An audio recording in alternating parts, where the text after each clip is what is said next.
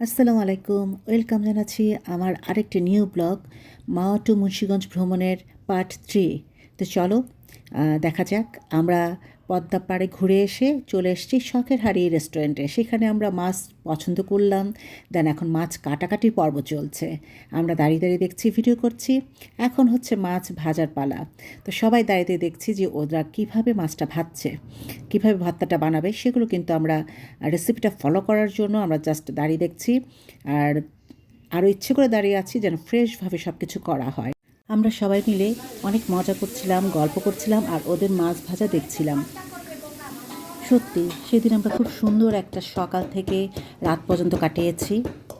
লেজ ভর্তা করছে সেই রেসিপিটাও দেখলাম। দেন মাছ সাজিয়ে ফেলেছে প্লেটে। এখন মানে ওরা হচ্ছে বেরেস্তা দিয়ে পরিবেশন করবে। ভর্তাটা হয়ে গেছে। এখন আমরা দাঁড়িয়ে আছি খাবার টেবিলে। ওরা খাবার সার্ভ করলে আমরা খেতে যাব। তো এদিকে চলো এক নজর তোমাদেরকে শখের হাঁড়িটা পুরোটা ঘুরে নিয়ে আসি। ট্রাস্ট মি, আমরা অনেকবার শখের হাঁড়িতে গিয়েছি। ওদের খাবারের মানটাও খুবই ভালো। দেন রিজনেবল প্রাইস। তোমরা যদি কেউ এরকম গ্রুপ করে আত্মীয় স্বজন বা বন্ধুবান্ধব নিয়ে বেড়াতে যেতে চাও, শখের হাঁড়িতে চোখ বন্ধ করে কিন্তু অনায়াসে লাঞ্চ বা ডিনার করতে পারো। আমরা এদিকে কথা বলছি আর ওই সাইডে হচ্ছে ওরা টেবিল সাজিয়ে ফেলছে। তো চলো দেখা যাক কী কী মেনু ছিল আমাদের। আমাদের ছিল হচ্ছে মাছের লেজ ভর্তা তো থাকবেই, সাথে ছিল করলা ভাজি, বেগুন ভাজা, টাকি মাছের ভর্তা, দেন চিংড়ি মাছের ভর্তাও ছিল। যে যেটা ভর্তাটা পছন্দ করে সেভাবে কিন্তু অর্ডার করা হয়েছিল। সাথে আমাদের 2 বেবির জন্য 2টা চিংড়ি মাছ অর্ডার করা হয়েছিল। আর ডাল তো থাকবেই।